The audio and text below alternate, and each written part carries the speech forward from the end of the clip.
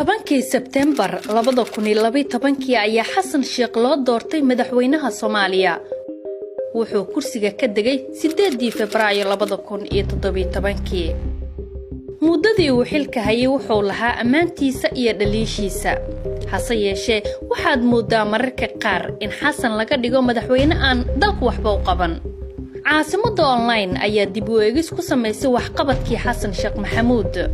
waxaana ka soo xulnay 10 waxyaabood ee ugu muhiimsan ee lagu xasuusan doono.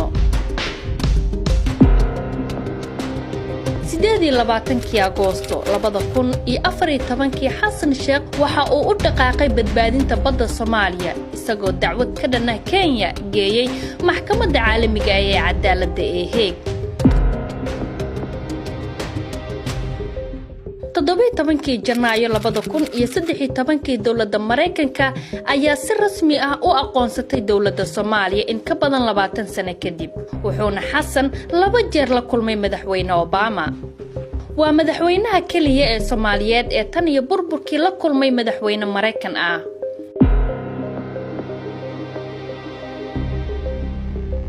madaxweyne Xasan waxa uu dhisay maamul goboleedyada dalka markii uu talada qabanayay.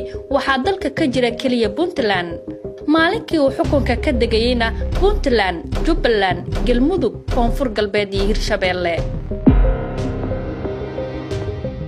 dawladdii Xasan waxay ahayd tan kaliya ee dadka gudaha ee aan haysan baasaboorada ajnabiga ay xilal badan iyo kuwa sare ka qabteen. tusaale, wasiiradii arrimaha gudaha Cabdikariin Guuleed iyo Cabdiraxmaan Odoba iyo sidoo kale taliyihii Nisa Cabdiraxmaan Tuuryare. dhaqaalaha Soomaaliya waxa uu xilligii Xasan sameeyay kobcii ugu badnaa sanadihii 2014 iyo 2016. waxa uu wax soo saarka gudaha GDP sare u kacay 3.7%.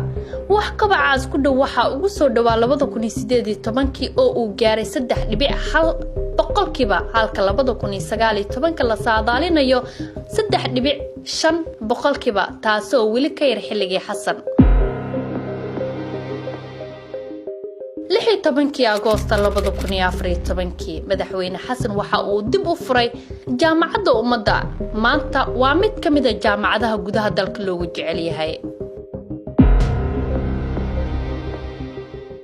Xasan waxa uu wax ka bedelay nidaamka mushaarka shaqaalaha dawladda oo markii hore ku saleysnaa xoog iyo saaxiibtinimo. wuxuuna ka dhigay mid ku dhisan heer waxbarasho. qofkii shahaado jaamacad haysta waxa uu u gooyay $700 bishii, halka shahaado dugsi sare ay tahay $400.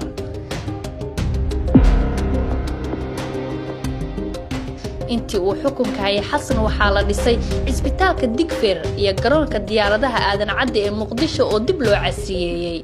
cisbitaalka Digfeer waxaa ka faa'iideysta kumanaan Soomaali ah, halka dib u dhiska garoonka ay sahashay in diyaarado caalami ah ay magaalada yimaadaan. waxa uu qaaday dhammaan isbaarooyinkii yaalay Muqdisho ee ay lahaayeen haraadigii hogaamiye kooxeedyada. waxaa sidoo kale Al-Shabaab laga saaray magaalooyinkii ugu badnaa ee koonfurta Soomaaliya. 18 Abriil 2013 madaxweyne Xasan Sheekh Maxamuud ayaa ka soo muuqday liiska majalada Time Magazine ee 100 qof ee ugu saameynta badan dunida. waa hogaamiyaha kaliya ee Soomaaliyeed ee liiskaas galay. waa uu ku mahadsan yahay wixii uu dalka u qabtay. maxay adiga kula tahay?